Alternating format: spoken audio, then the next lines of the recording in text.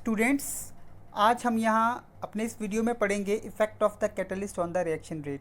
एक रिएक्शन की रेट के ऊपर जो कैटलिस्ट हैं, जिसको आप हिंदी में उत्प्रेरक भी बोलते हो, उसका क्या इफ़ेक्ट पड़ता है। सबसे पहले आपको तो कैटलिस्ट के बारे में पता होना चाहिए कि कैटलिस्ट होता क्या है।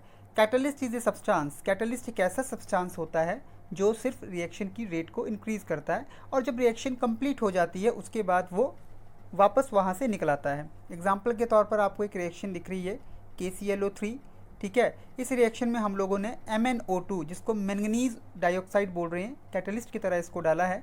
तो हमारे पास जो है KCl+O2 जब बन जाएगा तो रिएक्शन कंप्लीट होने के बाद जो है ये MnO2 जो है SH बाहर निकलाएगा।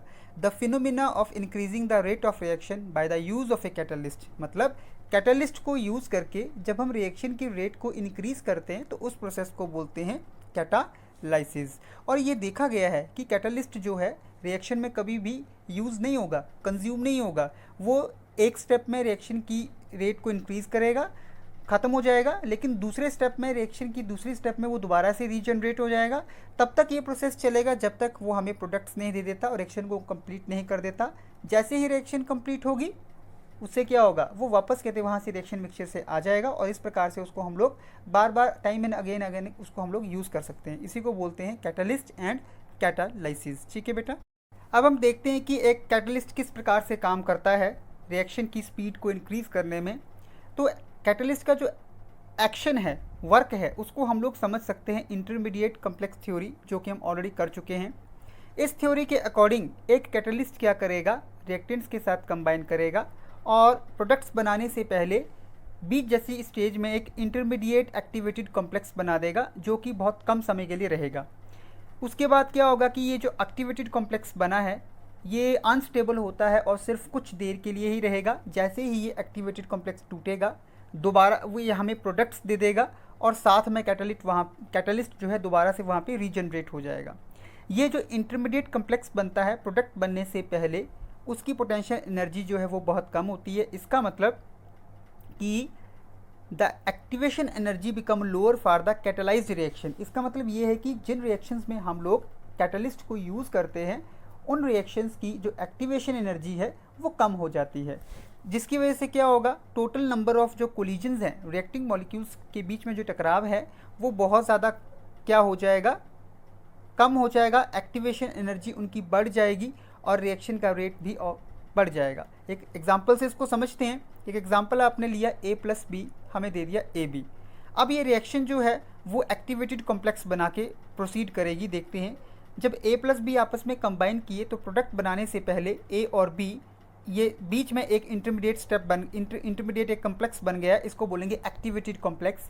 ये कॉम्प्लेक्स जो है अनस्टेबल होता है, ज़्यादा देर तक नहीं रहेगा, टूट जाएगा और टूट के एक्चुअली हम लोगों को प्रोडक्ट्स दे देगा। ठीक है बेटा, जो हम लोगों ने देखा उसमें हमने कैटलिस्ट नहीं डाला था।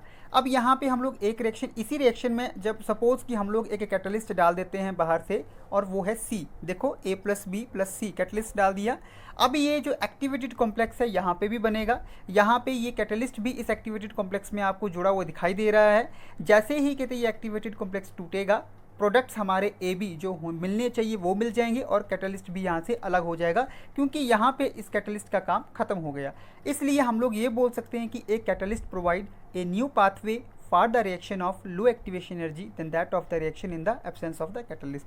कहने का मतलब कि जब भी एक रिएक्शन में हम लोगों ने कैटलिस्ट डाला होता है वो हमारी रिएक्शन को एक लो एनर्जी प्रोवाइड करता है, ताकि हमारी रिएक्शन बहुत जल्दी फास्ट अप हो जाए। और ये इसलिए होता है कि एक्टिवेशन एनर्जी कम होती है, रिएक्शन जो है एकदम से फास्ट हो जाती है, और रिएक्टेंट्स जो हैं एकदम से तुरंत कहते जो हैं प्रोडक्ट्स में चेंज हो जाते हैं। ठीक है बेटा, इस डायग्राम में स्टूडेंट्स आप देख सकते हैं कि एनर्जी और रिएक्शन के रेट के बीच में ग्राफ प्लॉट किया गया है। सपोज़ ये रिएक्टेंट्स हैं आपके, ये आपके प्रोडक्ट्स हैं, ठीक है। और यहाँ पे हम लोगों ने दो रिएक्शंस शो किए हैं। एक रिएक्शन आपकी विदाउट कैटलिस्ट, ये ऊपर वाली जो कर्व है ये बिना कैटलिस्ट के हैं, और ये जो नीचे वाली पिंक कलर की जो कर्व आपको दिखाई दे रही है विद कैटलिस्ट है। तो आप देख सकते हैं कि जब हम लोगों ने बिना कैटलिस्ट के रिएक्शन की थी तो जो हमारी एक्टिवेशन एनर्जी थी वो बहुत ज़्यादा थी, और जब हम लोगों ने इसमें कैटलिस्ट डाल दिया तो हमारी एक्टिवेशन एनर्जी कम हो गई है। ठीक है, तो इस प्रकार से एक कैटलिस्ट जो है रिएक्शन के रेट को इंक्रीज़ करता है। आई होप आपको कैटलिस्ट, कैटालिसिस और एक्शन ऑफ कैटलिस्ट किस प्रकार से स्पीड करता है रिएक्शन की रेट को, आपको समझ में आ गया होगा। थैंक यू बेटा।